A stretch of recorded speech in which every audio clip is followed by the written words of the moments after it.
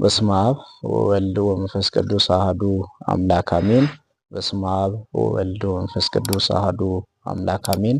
በስመ አብ ወወልድ ወመንፈስ ቅዱስ አሐዱ አምላክ አሜን። ሰላም ጤና ይስጥልን ውድ የእግዚአብሔር ልጆች ሁላችሁንም በያላችሁበት እግዚአብሔር ጸጋውና በረከቱን ያብዛላችሁ እያልኩኝ ስለ ነነዌ ጾም አንዳንድ መረጃዎችን እሰጣችኋለሁ። ይህም መረጃ ደግሞ ተከታትላችሁ እንድታደምጡኝና እንድትጠቀሙ በልዑል እግዚአብሔር ስም ሁላችሁንም ጋብዛችኋለሁ። የነነዌ ጾም መባሉ ነነዌ በምትባል ሀገር ውስጥ ይኖሩ የነበሩ ሰዎች የጾሙ ጾም ስለሆነ የነነዌ ጾም ተብሏል። ታሪኩ በትንቢተ ዮናስ የተጻፈ ነው። ሕዝቡ ኃጢአትን አብዝተው እግዚአብሔር በቁጣ ሊቀጣቸው በቀረበ ጊዜ ነቢዩ ዮናስን ልኮ ቢነግራቸው ለ3 ቀን ከእህል ከውሃ ተከልክለው ቢጾሙ ሊዘንብባቸው ከነበረው እሳት እና ዲን ድነዋል።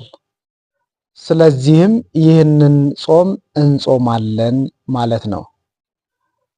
ይህ ጾም ደግሞ እንደ ሁኔታው አንዳንዴ በጥር እና በየካቲት ሲውል ሁልጊዜ ደግሞ ሰኞ ይጀመራል፣ እስከ ረቡዕ ይጾማል፣ ሐሙስ ይፈታል ማለት ነው።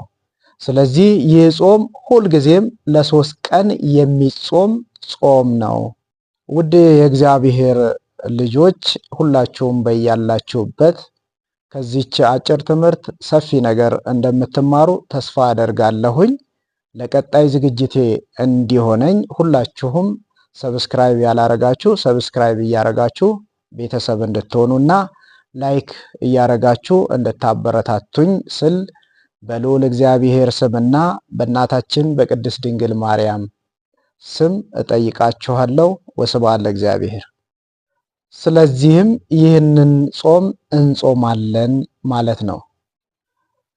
ይህ ጾም ደግሞ እንደ ሁኔታው አንዳንዴ በጥር እና በየካቲት ሲውል ሁልጊዜ ደግሞ ሰኞ ይጀመራል፣ እስከ ረቡዕ ይጾማል፣ ሐሙስ ይፈታል ማለት ነው።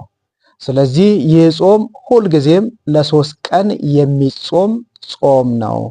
ውድ የእግዚአብሔር ልጆች ሁላችሁም በያላችሁበት ከዚች አጭር ትምህርት ሰፊ ነገር እንደምትማሩ ተስፋ አደርጋለሁኝ።